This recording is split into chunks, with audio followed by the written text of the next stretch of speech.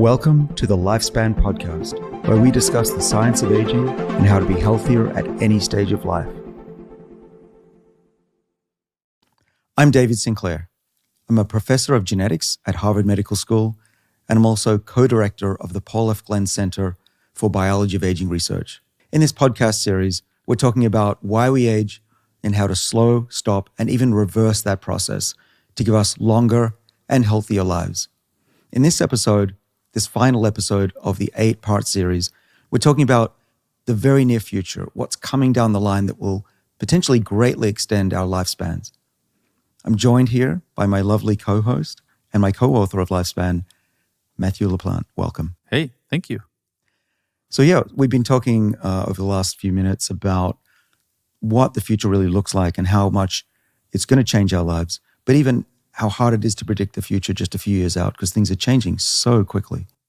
Well, in fact, we set off to give some predictions when we worked on Lifespan together. And a lot of the things that you had said you envisioned coming down the line, maybe 5 years out, maybe 10 years out, by the time the book had published, and certainly now 2 years after the book had published, they're already here.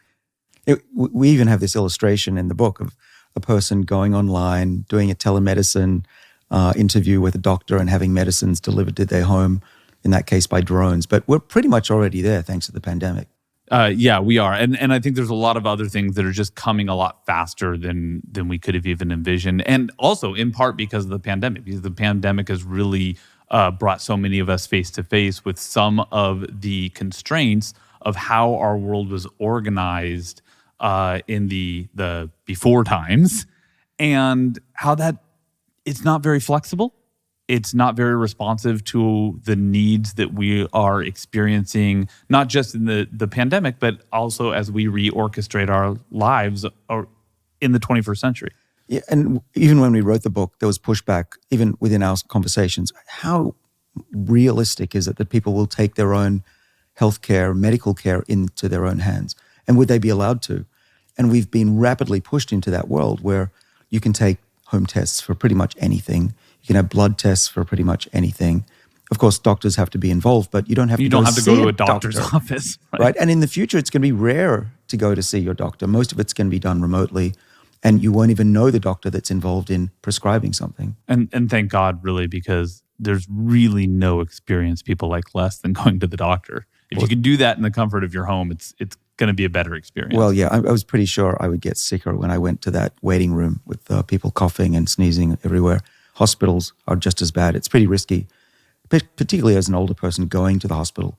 And if you don't need to, if you can be monitored at home, which is increasingly possible, then a lot of people won't die from an infection that they would typically get at the hospital. You said monitoring, and I think this is a overarching theme of this podcast series so far. One of the things we've said again and again is that you can't impact what you don't measure. And so today we're going to talk a lot about wearables and implantables, and we're going to talk about how these innovations, along with scaled access to biological aging clocks, is going to change the way we address health. Yeah, and before we get to that, this podcast is made available freely. And the reason is we have sponsors that help us monitor our bodies and keep the nutrition at the right levels based on that feedback. Our first sponsor is Levels. Levels is an app that syncs with a continuous glucose monitor, which they provide, and interprets your glucose data for you. I've been so impressed using Levels that I recently joined the company as a scientific advisor. By monitoring your blood glucose, Levels allows you to see how different foods affect you. I've had fun running tests of my own, seeing how different foods impact my blood sugar levels. For example, I've learned that white rice really spikes my blood sugar, whereas potatoes don't. As we've discussed on this podcast, having stable blood glucose is very important, not only for daily mental and physical energy, but also for long-term health. So if you'd like to try Levels, you can skip the 150,000 person waitlist and go there straight to the top of the line and join today by going to levels.link/Sinclair.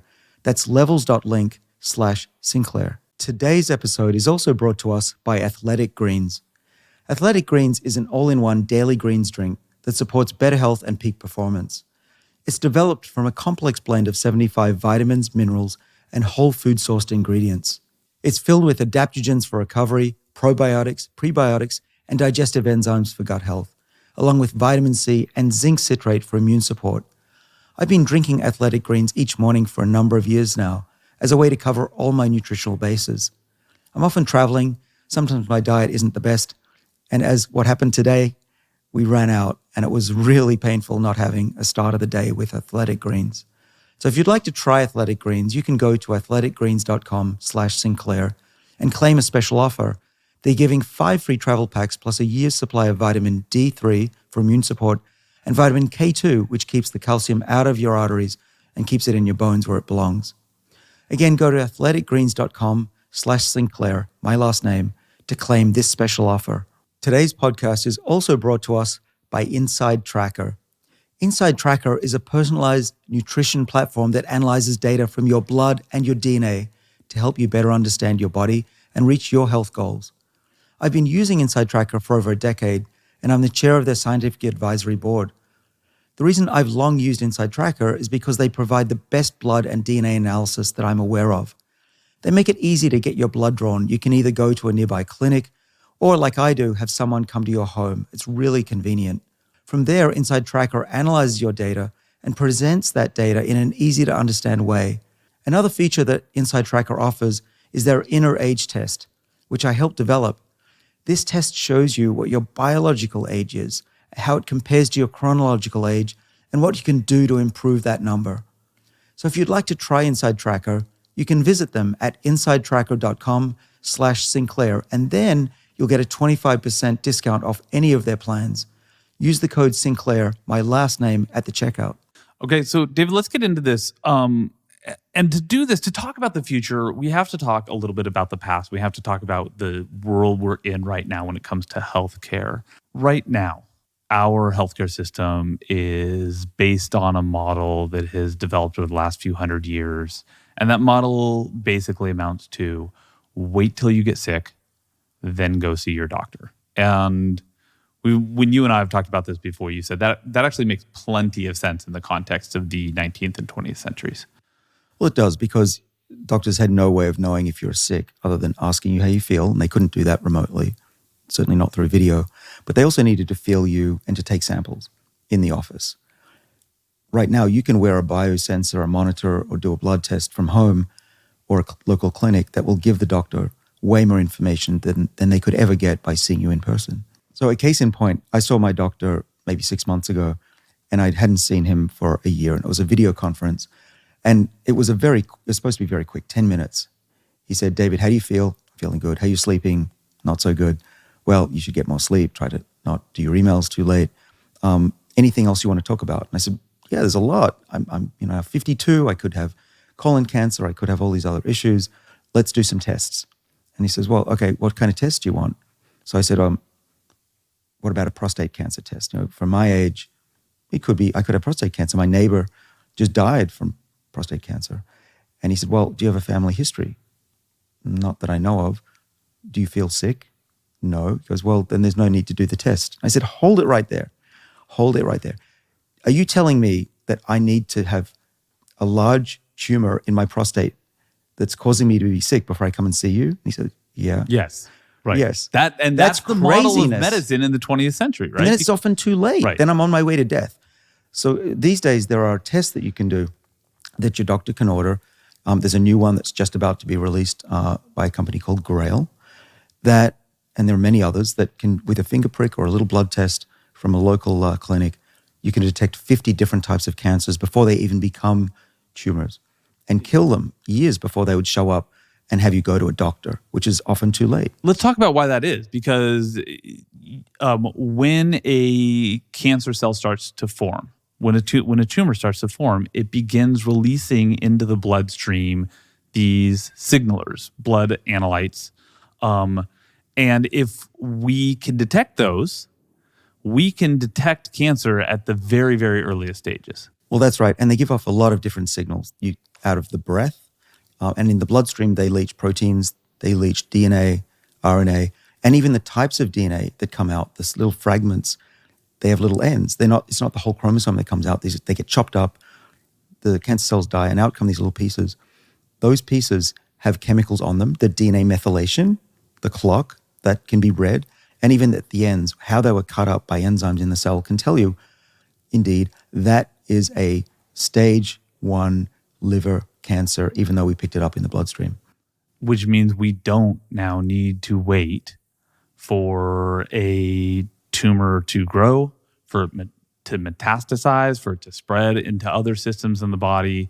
There is increasingly a chance of catching these kinds of problems earlier. And it's not just cancer, it's a lot of diseases. Heart disease, which is not a cancer, right? Also, there are signs of heart disease that you can pick up through these early warning signals. Exactly. So with the cancer, we've been slowly reducing the incidence of cancer and particularly the ability to survive cancer. And we haven't cured cancer, but it's gotten a lot better, particularly for diseases like breast cancer, lung cancer too. What I'm excited about is that this new development that's not come from oncologists, but from people who develop these tests, the geneticists that can find blood, what's called circulating DNA. This is going to dramatically reduce the incidence of cancer and certainly the death rate. Why? Because if you catch a tumor when it's small, you take some chemotherapy and you kill it off before it spreads and it's too late. So that's cancer. Heart disease you can measure through blood tests. So we do Inside Tracker. You can see that there are inflammatory markers that predict cardiovascular disease. But also what's coming along that'll be added to those blood tests is the ability to measure your heart's function. So I wear a device that's right here. This one's called a bio button. You can see it's about an inch. You know you want to take off your shirt. Do you want me to take off my shirt? I mean, I don't personally need you to take off your shirt. I just know that you've been waiting for the opportunity to take off your shirt on camera. That is not true, but I can show you. He's been waiting for the opportunity. He's shy now, but he wants to do it. It's like Iron Man. We don't need. You have like a little device right in the middle of your chest. What is this thing? Okay, tell me what is this thing monitoring right now? Well, so instead of going to your doctor once a year for an annual checkup, this thing's monitoring my body 1,000 times a second. For vibration, it can hear me, how I speak, how I cough. It's looking at my movements, how I sleep during the day, how I move. But most importantly, for this device, it's measuring my heart in many different ways. It's actually an FDA-approved EKG. This is something that you have to put stickers all over your body. That doctor used to measure it, sine waves and whatever. You can now do it with your wristwatch, though that's not FDA-approved. This one is the real deal. Doctors use this information to diagnose patients. And it's being used for mainly now is to send patients home early who have experienced a heart attack or have had heart surgery, just to see if they're doing all right at home. And hospitals save tens of thousands of dollars that way for something that only costs about $20. But why wait for somebody to have a heart attack and then send them home with one if you can put them on people who are at risk of heart attack, or even before then they become at acute risk of heart attack, right? I mean, like if we can start monitoring people early on, figure out what their normal rhythm is, be attentive when that rhythm starts to falter, we can catch things really, really early. We will. There's a future already that's here that this device will send a note to my doctor or a nurse that's scanning hundreds and eventually millions of people.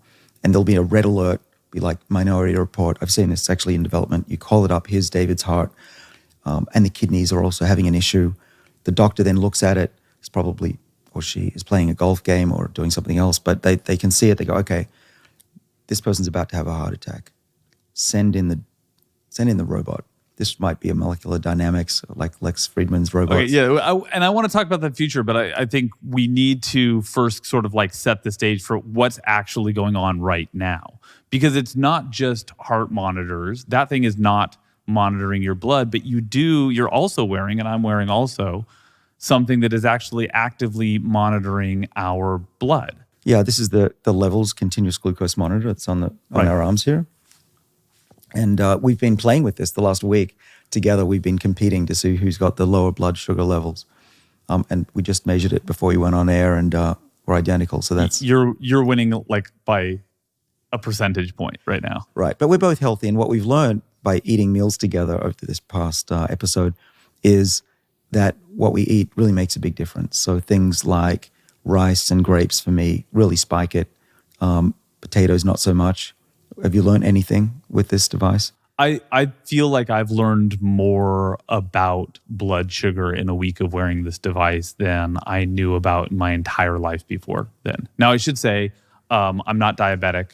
I'm not pre-diabetic. So there was really like under the sort of the traditional paradigm of how we diagnose and treat diseases, there was no reason for me to know what my blood sugar is. But I'm realizing now, like honestly, like realizing now that like there is a reason. And the reason why is it fundamentally changes the way that I think about the foods that I'm putting into my body, because I'm now thinking about it in context of, will this do something to me that I know is not very good for me, which is spike my blood sugar? Yeah, exactly. And it's similar to scales in your bathroom. It's known that if you're told to weigh yourself every morning, you will lose weight more often than not. And I liken these to scales. We can measure our bodies. I mean, who's to say we're not allowed to look inside our bodies? There are doctors who don't believe that these should be allowed to be. Well, in fact, you have available. to have a prescription for this right now. You do. Yeah. And until further studies are showing that they're safe, that's a reasonable thing. But I do believe that people have the right to look inside their bodies, and we can interpret the data. And shouldn't wait until they're diseased to do so. Exactly. So right now there are some in the medical establishment that think that these should only be used for diabetics. My argument is, are bathroom scales only for those who are morbidly obese? No, anybody can use them to tell more about their bodies and how they can improve. Wearables have come a really long way. So this is a blood glucose monitor. This is all sort of like there's a long and rich history of blood glucose monitors. These were sort of the first wearables to come along, and the first at-home test that people could use. Right. The history is pretty interesting. The first ability to measure glucose in blood was way back 1962. It wasn't until 1973 that there was a desktop, or more like a benchtop analyzer. It was more like a fridge. This thing was huge. It was massive. But no, so 1973, you could finally send in a sample of blood and have your glucose measured. And that's how it's been done for really up until these devices came along. Increasingly, we're now seeing wearables being able to do it. Watches, these semi-invasive needles. Eventually, what we're going to have is the ability to incorporate it into one of these stickers. And not just one measurement, but hundreds. And that's really where things start to get very informative and very interesting, because what you can do is now you can decide based on your genetic profile, your propensity for disease, perhaps even the way that your genes have been methylated over time, you can decide what the biomarkers are that you need to know. And you can do this in consultation with your doctor or another advisor who understands these things, best. You can say, okay, what I want to watch is for this and this and this. Right now, you can look at pretty much lots of people have access now to blood glucose, but we're going to be able to look at all sorts of other blood biomarkers. Yeah, there's an interesting point that it's kind of the end of the story about my doctor. Even though my doctor was reticent and eventually capitulated and giving me that prostate cancer test, thank you, Dr. Peter. And you're all good? I'm good, yeah. Right, and it's a very simple test called the PSA test, if you're wondering. But what's happening is it's not that he's a bad doctor, it's that the medical system is not set up to give tests willy-nilly to people that aren't yet sick. And they're that not has to covered change by most people's insurance unless you reach that threshold. Again, like this whole system, right? Like the insurance system says, yes, we will pay for it, but only once you're diseased, which is ass backwards. It is. And there are countries that have realized this. So Australia provides sunblock on beaches. They also provide free colon cancer tests. You just poop and send it off. Everyone in Australia gets a free colon cancer test. That saves billions of dollars down the line. Today in the US, pretty much you have to pay for a lot of this yourself, but a lot of people realize that it's worth it. And getting back to my doctor, what he said was, oh, you have all this data from Inside Tracker. Let's look at it. So I call up on the screen all the data, and he's loving it. So doctors are not, at least in the case of my doctor, he's not upset that I'm measuring myself. In fact, he would do it for everybody if the insurance would pay for it. Yeah. So I also have a very old school doctor, and I love him to death. I'm going to actually go see him next week. I'm really looking forward to bringing my chart to see him because From the levels data. Yeah, because I think that this is going to inform our conversation in a way that we've never had before. Well, exactly. And it's just the beginning of being cognizant of that your body matters and is changing all the time. And there are days and months where it's going to be way out of whack. And you wouldn't know unless you were measuring it. And it's all about, as we wrote in Lifespan, the book, you need a dashboard for your body in the same way you need a dashboard for your car. You wouldn't drive your car without a dashboard. Well, you could, but you wouldn't get very far. You'd run out of gas. We need that for our bodies, and it's really time that we do that.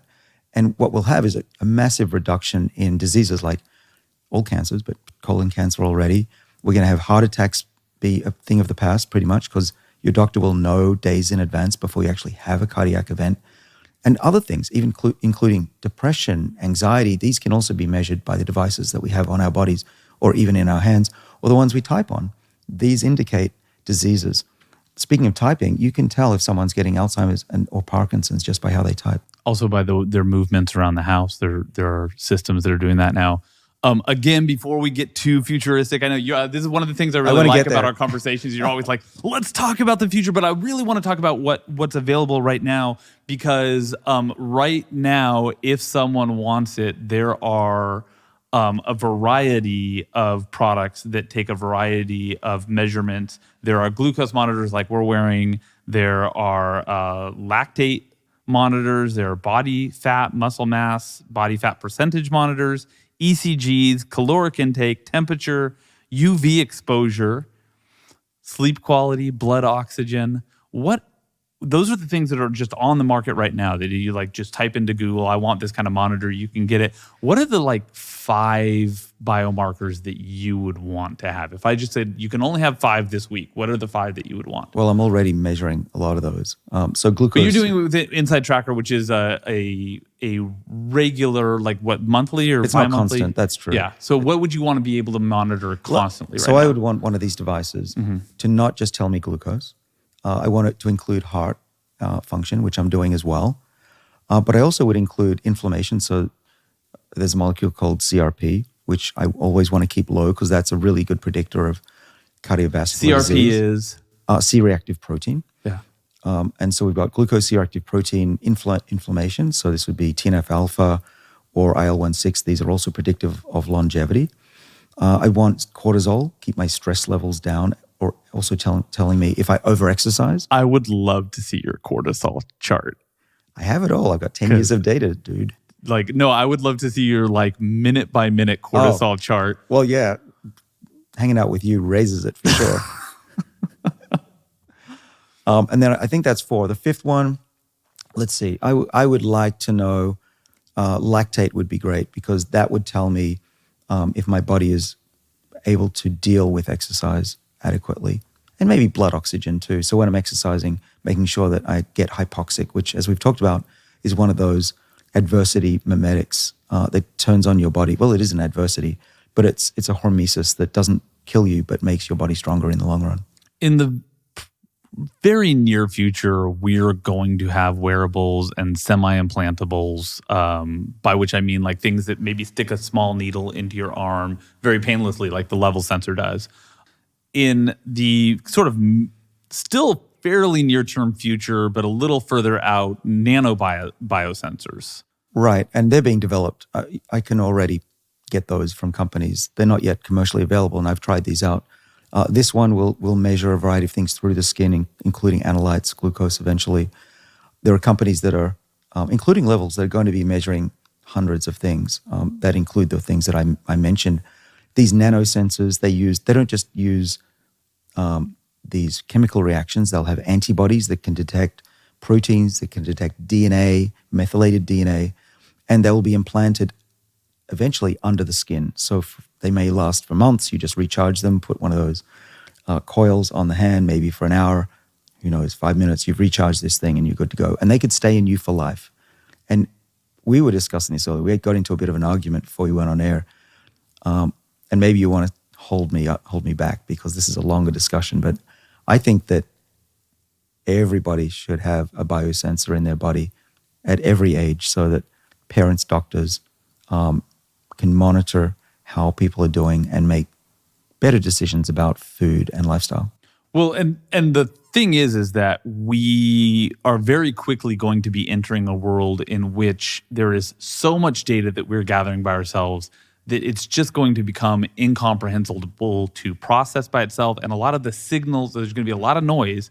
The signals are going to be hidden. We're going to need AI to help us understand this, which means that it's not just about wearing the monitor 24/7. It's also about where the data goes. This is the real concern that we were having this conversation about. And what that means is that it's going to have to be uploaded to a cloud somewhere, to presumably a company. I don't think most people want a government doing this for them, although in some countries we know that's probably going to be the case. We're starting to tread into a future that I think a lot of people are rightfully a little bit nervous about, or a lot nervous about. Well, it's going to be a company. The government is not developing these things. And there are many companies doing this, small and large. We know Amazon, Google, Apple, they have their health divisions. But there are a lot of little startups developing devices that may be acquired or may become the next healthcare giant. It is a problem, though, that this data is massive. There's terabytes of data that I'm collecting on my body, and multiply that by a billion or so people. That's going to be a lot of data. First of all, where do you store it? Who owns it? What will be done with it? Is it anonymized? Is it under the HIPAA Act? Hopefully, in America, that will protect it from being used against you. I was on a podcast with Lex Friedman, and he brought up a really important point, which was we have to have these rules in place before we start giving all of this data away. And he would want, one of the main things is that you have the right to delete your data if you choose to. And I don't think we're there yet. A lot of these agreements don't include that, but that would be something that we should definitely start a conversation about. I'm in touch with some senators and congresspeople about that. This is a world that's coming. It's not a question of if, it's just when, and it's only in the next few years that these rules should be put in place. Yeah, I mean, nobody should be waiting to talk about this. This is an important thing that we need to get right, and we need to get it right really quickly because the technology is not waiting for the laws to catch up. One of the other things that we should mention is, particularly when we're talking about genetic data, when you consent as an individual to release your genetic data, you're not just making a personal choice. You're actually making a choice for your family whom share genetic data with you, your parents, your children. This is not just a personal decision. Yeah, so every time one of your relatives puts their DNA and their genetic data into a database, it affects you. Yeah, it's not just their information, it's your information too. Yeah. And so one of the uses of this, obviously, is that your family learns about their health. But another aspect is that you can use it to solve cold cases. In the case of the Golden State Killer, a case where there was a man for decades going around murdering people, 13 murders, 50 rapes, 150 burglaries.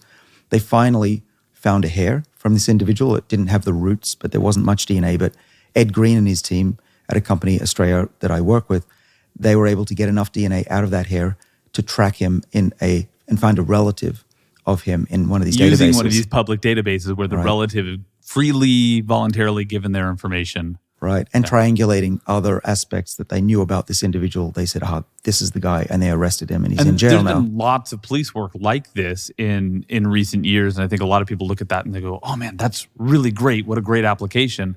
The same technology used by a government that wasn't looking for a murderer, but a dissident or, like a journalist could be really, really dangerous. Right. So that's why these laws need to be looked at and made sure that they are totally tight so that there cannot be a dictator or some sort of change in government law that can use this data for nefarious purposes. The other way that our health data affects other people is in infectious diseases.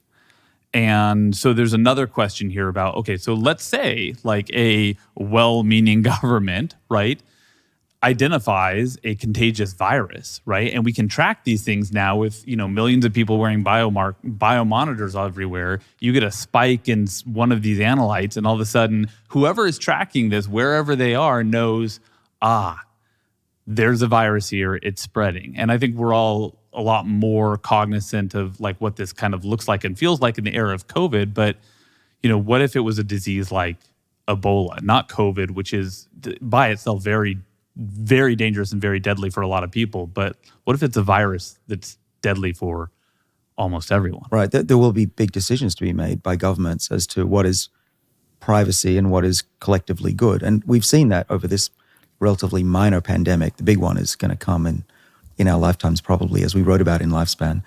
I'm on the front lines of this as well. I was building have a company called ArcBio that is able to detect viruses and fungi and bacteria in human blood and any sample from a spit sample in the effort to get ahead of COVID-19. Now, it came a little too early. We weren't ready, but there are patients now that are being monitored by ArcBio's technology with a blood test that sees everything in the body. And instead of pulling out the human DNA from a hair, what we do is we pull out the human DNA and see what's left behind. And those are the pathogens. And we can actually diagnose an infectious disease without even knowing what to look for.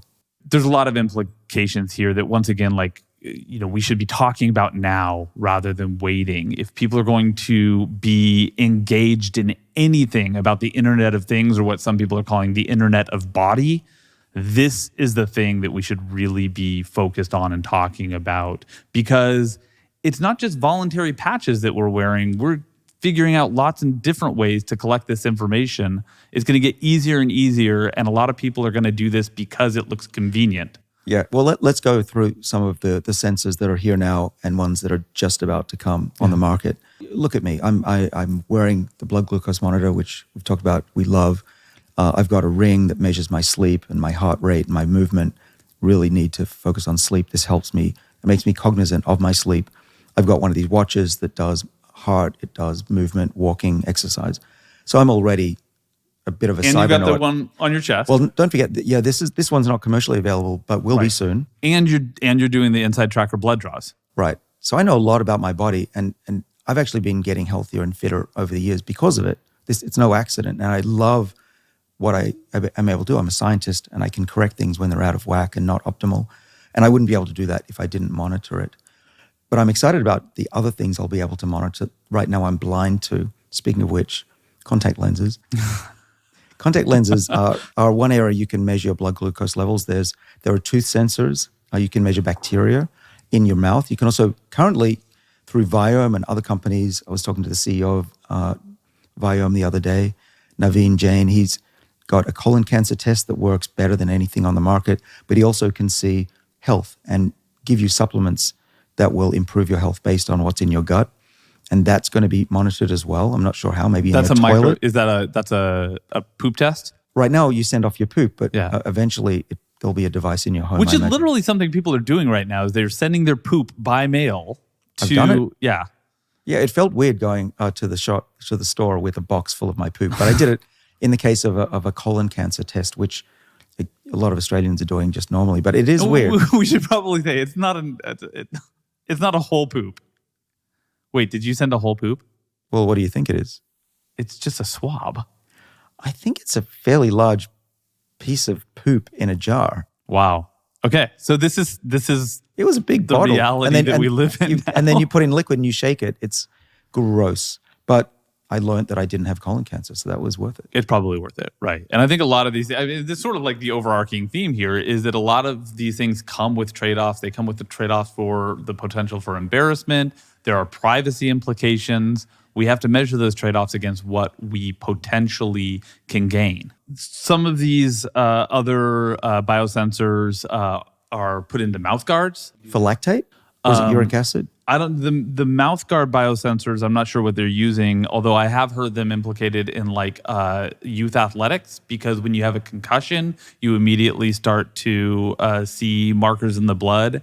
And so those can, presumably in the saliva too, those can test those. There's temporary tattoo biosensors. And there's also sweat microfluidic biosensors that can detect all kinds of hormones. Right. And then eventually we'll have these optimized athletes as well. Already they're wearing a lot of devices, but eventually they'll be monitored for all sorts of things. They're like a Formula One racing car. Well, but what you're suggesting, though, is that eventually everyone will, from pretty much every age, be being monitored, you said thousands of times each second. Doesn't it make sense? Makes sense to me. I wouldn't want to walk around potentially going to have a heart attack tomorrow or having cancer grow in me and not know about it. I want to know this stuff. And that's what I think will lengthen our lives by another decade beyond what we're able to do with changes to lifestyle. Let's bring this together with aging, though, because so far what we've really been talking about is the transitions that we can see in our biochemistry that take us from states of wellness to states of disease. That's really important. How aging fits into this is also important. Well, there are a number of ways to measure your biological age. I've used Inside Tracker for over a decade now to steadily get ostensibly younger biochemically over that decade.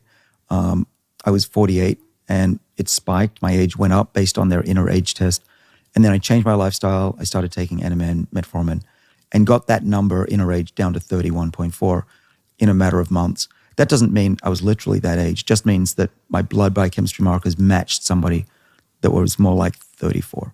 Right now, in order to have your biological aging assessed through one of these methylation clocks, it's pretty expensive. It's really time consuming. It can take weeks, if not months, to get results back. You're involved in an effort to try to bring down both the price point and the time period that people have to wait to learn their biological age. Yeah, these tests aren't perfect right now. They're fairly expensive. They take weeks to get results. But that's going to change.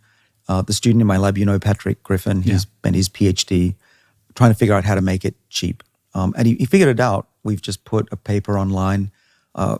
Viewers can go and download that. It's at a site called BioArchive, Sinclair Griffin, keyword TimeSeek, SEQ. That paper is describing a way to do this methylation clock for 1,000 times less.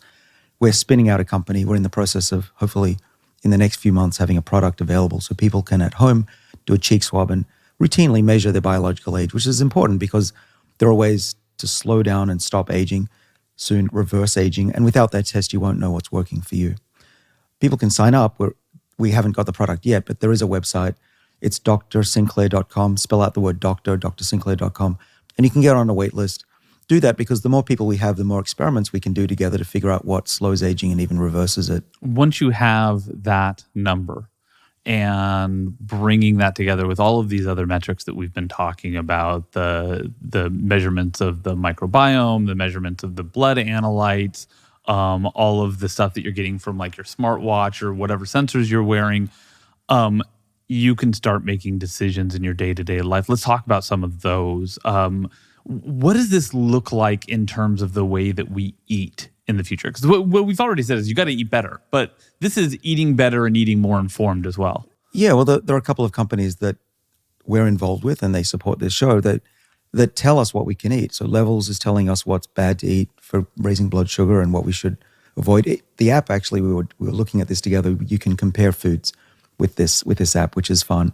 Inside Tracker also provides nutritional recommendations. You might want to, if you're deficient in vitamin D, they send you off and you should eat more salmon. They even have recipes. Suffice to say that we're entering a world where you'll be able to look at your phone. It'll tell you what things to buy at the shop, at the supermarket, and even what local restaurants you can go to and which meals you should have to optimize your health. Once we have all these measurements, you can watch your biological clock from week to week. You can watch your blood analytes go up and down within the course of a single day. Your heart. You can watch your heart rate. You can watch all of these things. Once you have those things, you can start making decisions about the way that you eat, which is really one of the biggest ways that we can impact these. Well, that's what I do. It's not just that you can, you should. And sort of decisions that you can make are, okay, if you're deficient in vitamin D, you can be directed towards eating certain foods like fish that have vitamin D. Or if you have certain high levels of cortisol, reduce your stress, do meditation, don't exercise so hard. These are tweaks to your life that otherwise you wouldn't know that you needed to do. And the apps that will sort of like help you along in this regimen, you're not going to be expected to know all of this stuff yourself. They're going to lead you through the process. Well, they do. Most of these apps are taking a lot of data. It's often terabytes of data and distilling it down into a few simple steps for you to do each day. Even if you're doing everything right, you're eating the right way, there's still times that these measurements are going to tell you, hey, you're missing out on this. And so now we're getting into this conversation about like perhaps supplementation as well. Yeah, that's a key component. It's particularly important for people who are on specialized diets. Say if you're a vegan or vegetarian, you're going to be lacking in vitamin B12 probably. You may have low NAD levels because you're getting older. You measure those and then you'll have recommendations to supplement and bring those levels back to an optimal level. They'll probably recommend go get that brand or go get that. Right now, it's very difficult. You don't know what brands to choose. I'm working on a way to solve that as well. But ultimately, I think what's going to happen is in our homes, we're going to have a machine that can give us a poly pill with the minerals, the vitamins, maybe even the medicines that we need right on the spot. It's like a little compounding pharmacy right on your kitchen counter. And this isn't crazy stuff. Daniel Kraft, an MD, a good friend of mine from Stanford University, has a company that's built a machine. It's not yet available that does mix those minerals, vitamins, and even medicines right there on your kitchen countertop every morning. And the thing about this is that what we're talking about then are, pills that are created specifically for a specific person, as opposed to what we get right now when we go to the store, which is a capsule that is the size that some average person needs, whatever that means. Right. It's not even male and female half the time. But even if it is, it's, men take this, women take that. Not even asking how much volume or how much does that person weigh. We can be, some people 3 times heavier than others. Right. On the side of the Tylenol bottle, it says like adults and children. Like there's nothing else to consider, right? Right. But these pills that are made in the home, they're going to be made specially for you, for that day, for that time of day, and for what you've been eating. And for your genome too. Exactly. Right? Because different people who have different DNA process and metabolize different chemicals in different ways. Once that's worked into this, we can really, really start to pinpoint what people actually need as opposed to what most people need most of the time. Right. And actually medicine, as it's currently called, is based on an average person. And so those ranges that doctors look at to say, oh, you're sick or you're not, are based on an average human and doesn't take into account your often your history, your genetics, what you've been eating, how biologically old you are. And these things should be brought to bear as well. And eventually doctors will have this information and all be assisted by AI.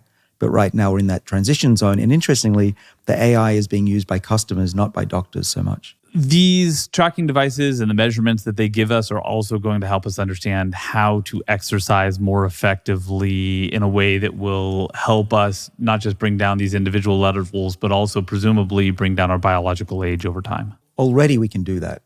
The ring that I'm wearing, the wristband, this patch, they're measuring my heart rate constantly. They're looking at heart rate variability, which you want to be high. They're also looking at resting heart rate, which you want to be low in general. There are certain ways to improve that. There's running, there's weights, there's yoga, even meditation. The apps will soon be so sophisticated, they'll say, okay, today you should go on this run here. I'll send you on a map. This will be nice. It's good weather. Versus, maybe today you need a rest. You've got a bit of cortisol.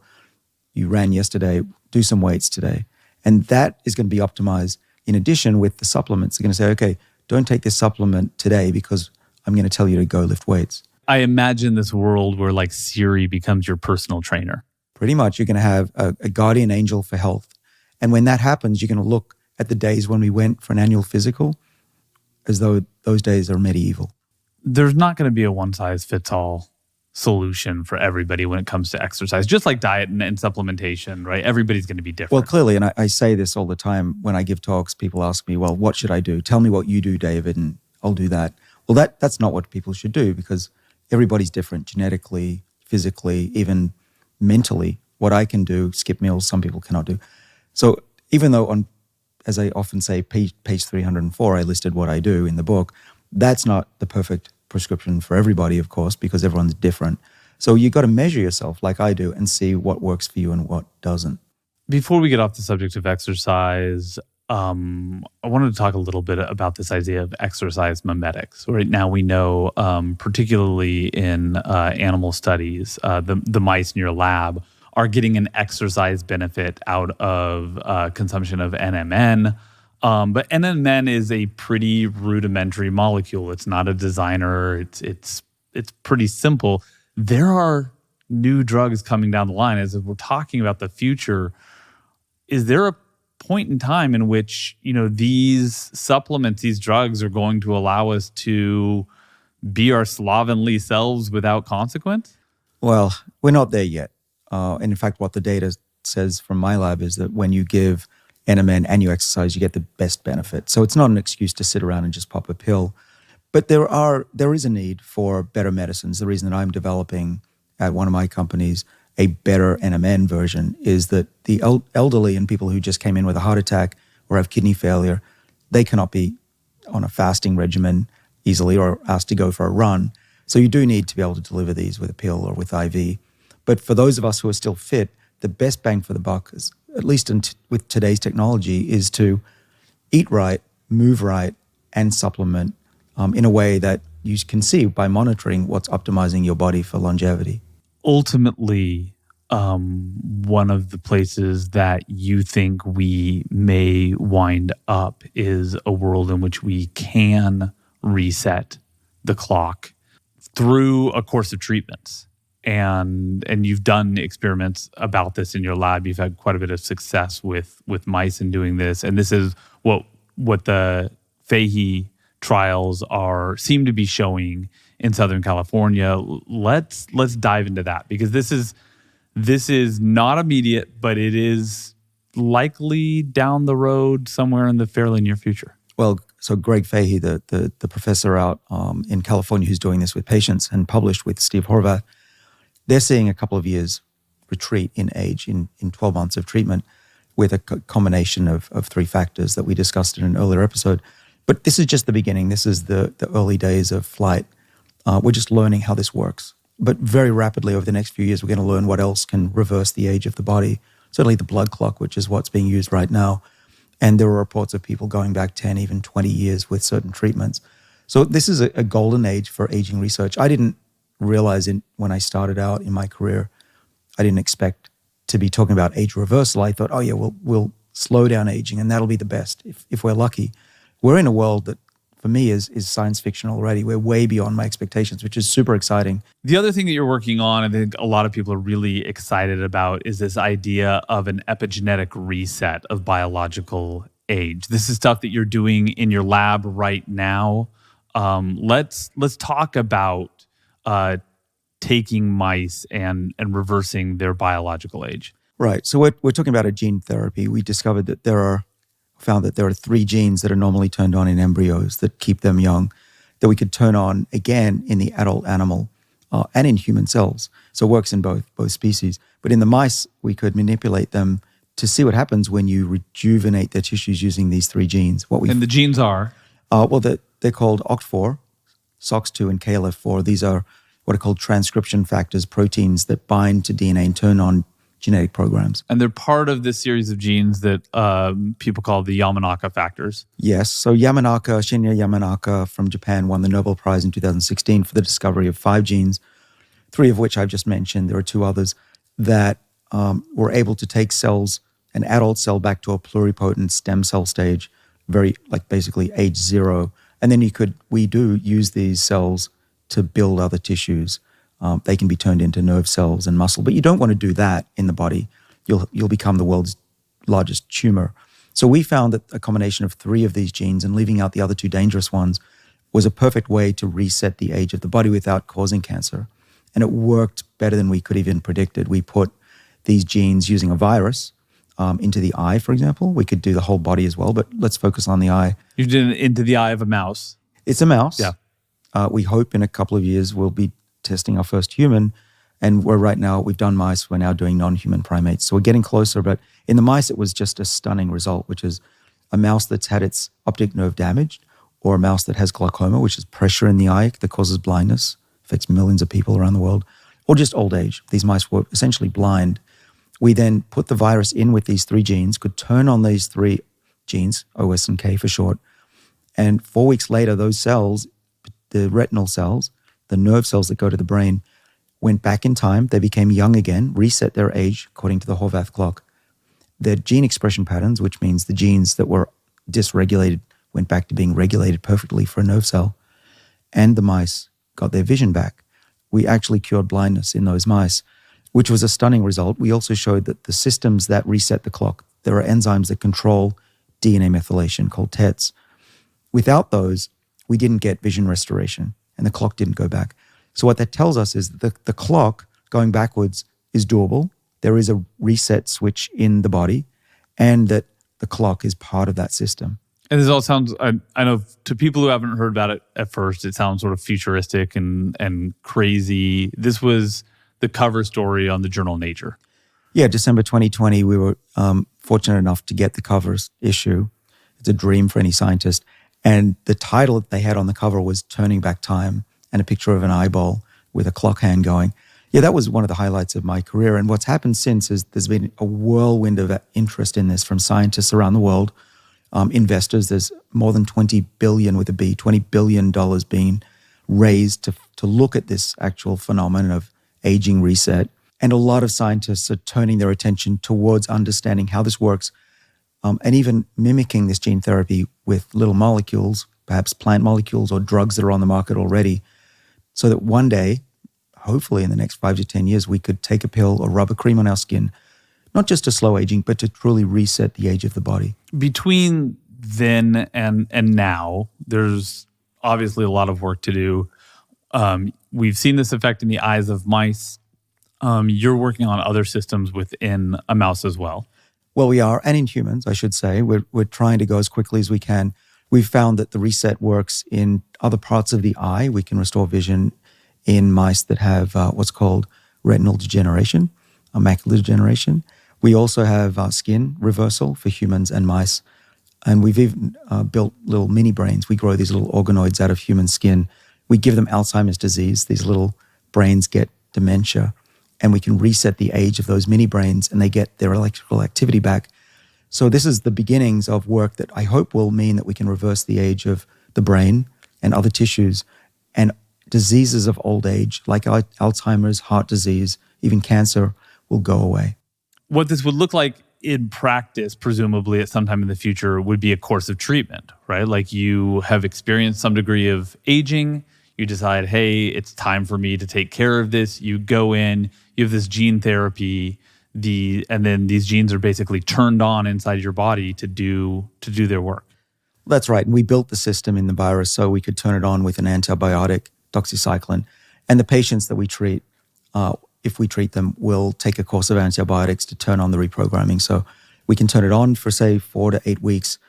We can measure their vision. When they get their vision back again, they stop the antibiotics. Then they age out again, maybe another decade. And then all they get in the mail is another course of antibiotics to restore their vision again. A lot of people are going to be really concerned by this idea of like gene therapy, but there are, as you noted, like some other avenues that we might get a very similar result. Greg Fahey's work is aimed at this same idea of an epigenetic reprogramming without the genetic therapy. He's doing this through some pretty simple chemicals. Yeah, so he's in California, and he used 3 treatments. It's called the TRIM trial, and it included metformin, growth hormone, and DHEA, another hormone. And so growth hormone will rebuild tissues, and that gives a response in the body that the times are good. But he also counteracted that with adversity mimetics. The metformin and the DHEA prevented glucose spikes and type 2 diabetes. And what he showed after a year of this treatment was that the epigenetic clock measured by Horvath, remember this is the DNA methylation patterns, reset in a way that was calculated to take their blood biomarkers back, their blood clock back 2.5 years on average. Now that doesn't seem like a lot. That was after 1 year of treatment. 1 year Right. of treatment on this course of these 3 drugs bought 2.5 years in equivalent biological age. Yeah, and at first I said 2.5 years, come on, that's not much. But then I realized if you do that every year or even every 2 years, you're immortal.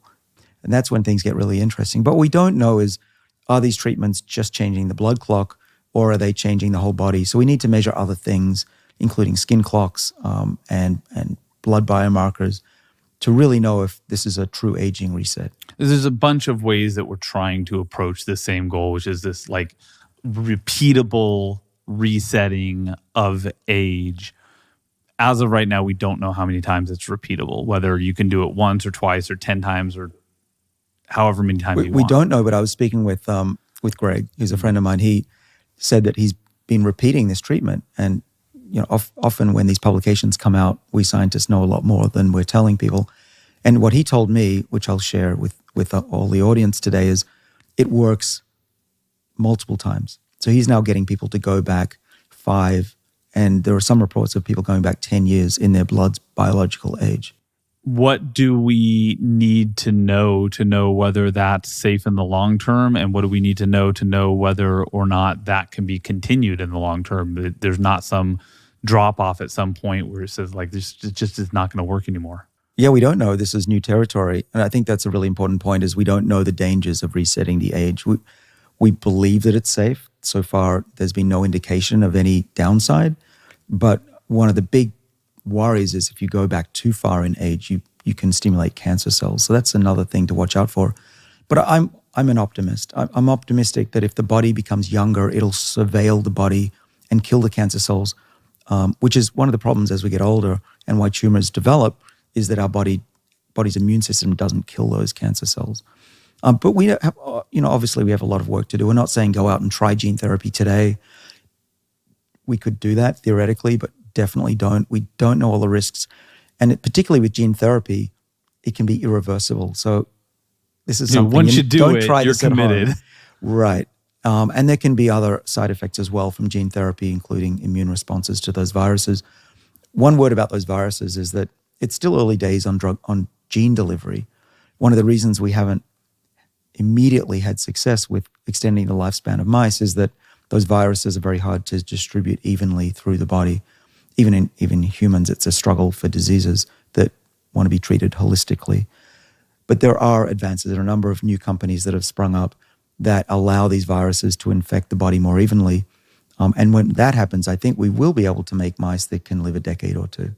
So if we can take a mouse that right now has a lifespan of about 2 years, and we can make it live a decade or two, and just playing with this idea of optimism for a moment here and sort of like setting aside all of the things that like we don't know yet, those kinds of impacts on a human life puts us out well past the 100-year marker, well past the 120-year marker. We start getting into territory that a lot of people just have a really hard time even fathoming. But again, just playing with that for a moment here, what we're talking about in the long term is a world where people are living these incredibly longer lives, presumably, hopefully healthier as well. A lot of people, the first thing that they hear when they hear that is more people on an already really crowded planet. You hear this a lot from people. Well, I do. Even when we talk about extending the lifespan by 5 years, people wonder, what are we going to do with all these people? And the good news is if you do the calculations, first of all, most advanced countries, economically advanced, the rates of population growth are starting to decline. Even here in the US, it's coming down. Because people are having fewer children over the last few generations as these countries get richer. Yeah, richer leads to fewer offspring, wealth, health. These all lead to people making decisions that I don't need to have 3, 5, 10 kids. And this is increasingly happening in South America and in Africa as well. And the prediction is that humanity will peak at about 10 billion, maybe 11, and start to come down again. And that's going to be when these changes actually happen to humanity, that people will live longer. And there will not be an excess of people. It's not that we'll be overcrowded. That's clear from the math. The other concern people have is, what about all the resources? And clearly we need to figure out ways to preserve the planet, preserve the environment, and not destroy it with our overconsumption. And one of the solutions that often people don't think about is that these changes to human biology will allow people to be much more productive and less costly to the economy. Right now, we throw away 17% of our GDP in the US on healthcare. Well, we don't throw it away, but a lot of that is used in the last few years of life, which we can probably fix with this technology. We've calculated that if we could extend lifespan by just 1 year using metformin as an example, which probably could work better than that, the value to the US economy in the long run is $86 trillion. And if you do it for 10 years, it's $365 trillion. We just published this in the journal Nature Aging. That is money that can be put towards other problems, improving education, helping to combat climate change, among other things, making the world much more efficient and less wasteful. We got to use that money wisely, though. I mean, like there was this sense at the end of the Cold War that we were going to have this peace dividend, all this money that we were spending on war, we were now going to be able to spend on all these social programs and making people's lives better, and we just threw it back into the military. There's also a possibility that we misuse this. So this is another instance where we really need to start having these conversations now and really working them into the conversations and making sure that policy makers understand the world that we're potentially entering into. For sure. But the sums are astronomical. Already we've got more money being put into reprogramming and age correction, epigenetic reprogramming than ever in any other time in medical history. This is a true historical event that we're experiencing here. It's one of the reasons we wanted to do this podcast, is to bring people along as these amazing changes happen. But also the sums of money that we'll be saving are also unprecedented. $360 trillion just in the US, that's money that, even if some is wasted, there's going to be a lot to use for good purposes. But I think what we want to do is educate Congress people that when this money comes, it's used for the right purposes. And that's on the healthcare savings side of things, which tends to be the later in life side of things. There's another advantage to this too, is that if we can lengthen lifespans, right? The portion of a human life that we spend educating someone right now is about a quarter of their life, right? It's the first 20 years of their life, give or take. And then you get, 2 decade or 2 equivalent time periods where they work, right? So you get about a 40-year career, and then you get a 20-year period at the end of their life where they're sick. But if you can extend out that time in which they are being productive, all of a sudden, all of those educational costs become even better investments. And they already are. And as you and I both agree, I know education is the best investment we can make in our society. Right. And not everybody starts out life with a career that they want. They don't have the opportunity. And so with a longer life, there should be multiple opportunities to change careers and do things that people have always wanted to do. But to make that possible, we advocate a skillbatical, a term that we coined. This would be 2 or 3 years paid time off to change careers, to do something you always wanted. Everyone should have that opportunity. Throughout the course of people's lives. Yeah, as lives get longer and more productive and healthy, there should be multiple opportunities to change and do ultimately what people have always wanted to do. My father is a good example. He's now 82. He left work, his main career, in his late 60s, 67, and he thought he was going to die in 10 years from then, and it wasn't going to be very pretty. He's now 82. He's as healthy as he ever was. He's stronger than me. He started a new career in his 70s. This is the kind of life that I want for everybody, that we don't have to worry about getting cancer in our 50s and 60s or having a heart attack in our 70s. We should be able to live in our 80s, 90s and beyond in a healthy way, contributing to society, educating the community, educating our kids, our grandkids, even our great-grandkids, with all the wisdom that we accumulate over our lifetimes. It's a huge waste when somebody 80, 90, or 100 dies. Well, it's such a waste that you've suggested, we've argued about this before, you've suggested that people don't just have a right to live that long, they really have a responsibility and an obligation to live that long. Well, they do. And healthy. Well, it's important. Most people who are over the age of 40 or 50 have taken care of a grandparent or a parent who's gotten sick. It's a huge burden on everybody. And it's not just bad for the person who's dying. It's bad for the family. It's costly, time-consuming, and emotionally draining, to say the least. What we're talking about is take responsibility for yourself, but also do it for your kids and your grandkids' sake. Because if you live a long time and are not a burden on your family, and you live a long time, you'll probably die much quicker. That's the statistic.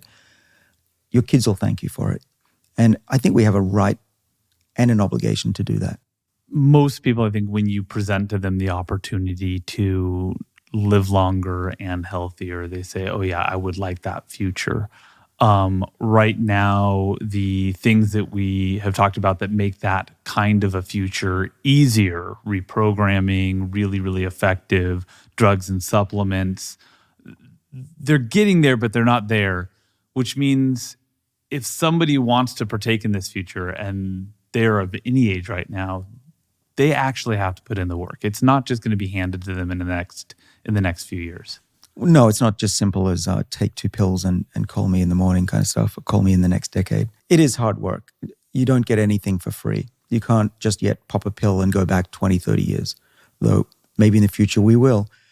But for now, the best recipe for long life, greater health, and ensure that you make it past 80, 90, maybe even into your hundreds, is to do the right things. There's eat the right way, okay? Eat the right kind of diets. Don't eat as often. Have some period of fasting. Get some type of exercise.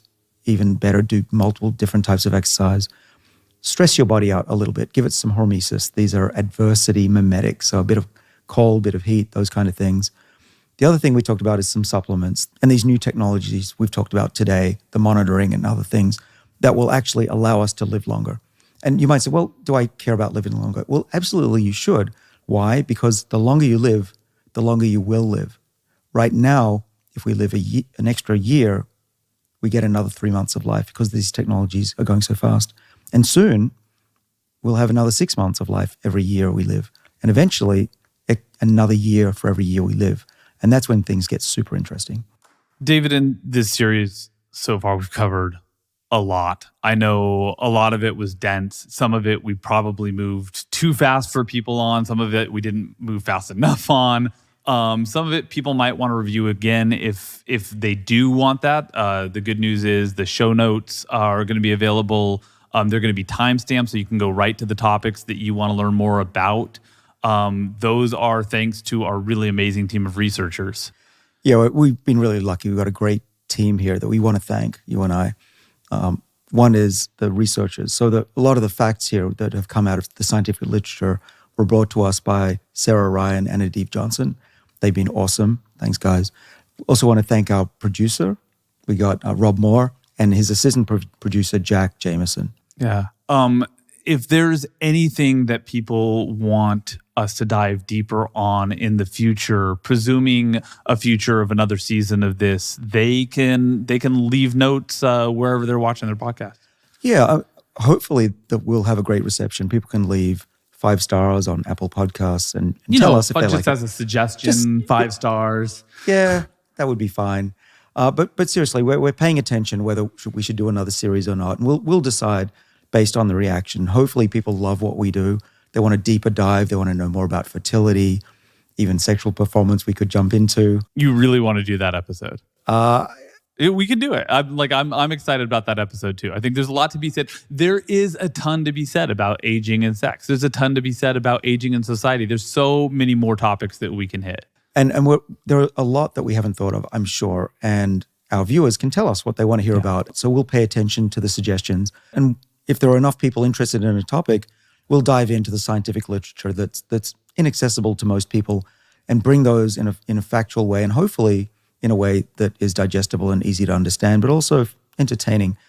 Most importantly, what we want to do here, and hopefully we've done this in the last 8 episodes here, is to give people an idea of what's possible, that their longevity, long-term longevity, and their daily wellness and performance is truly in their own hands, even with today's knowledge and technology. And just around the corner, we're going to have things that we can barely dream of. And wherever we go next, now people who've listened to this hopefully have a really baseline understanding of the fundamental nature of where the research is, where it's coming from, where aging comes from, and what we can do about it, which means that whatever we cover in the future, we can start from that place and build from there. Exactly. We can do some deep dives into various topics. It can be about blood glucose and monitoring. It could be about fertility in women. We've got lots to cover if we do another set of 8 episodes, which we hope we'll do.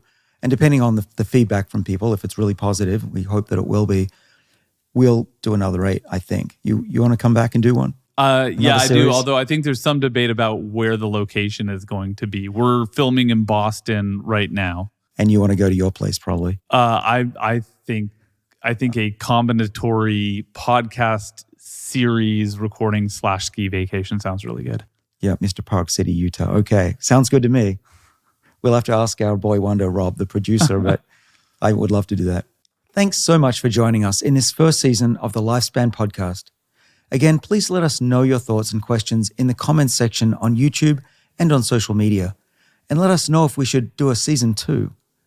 If you'd like to support us, please share this episode and others with those you think might benefit from the information. To stay informed of future episodes, subscribe on YouTube, Apple Podcasts, and Spotify. And on Apple, you have the opportunity to leave up to a 5-star review. Also, please check out the sponsors that we mentioned at the start of the episode. That's probably the best way to support the show.